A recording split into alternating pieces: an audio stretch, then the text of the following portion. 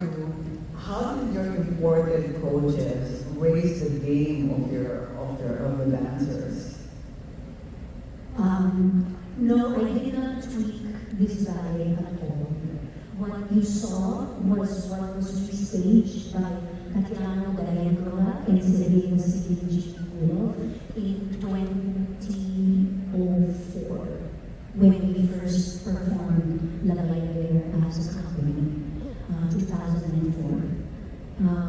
We added one mime scene from that version of the mime scene in Act 2. We added that scene just for a little bit of clarity.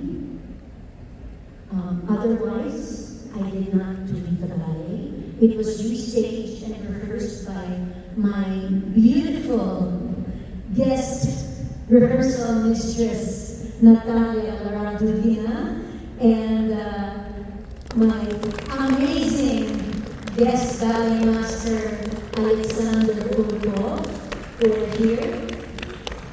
They really whipped the company into shape to be able to perform this, ballet, and they gave so much of the style, of the precision, the musicality, the technique, the artistry.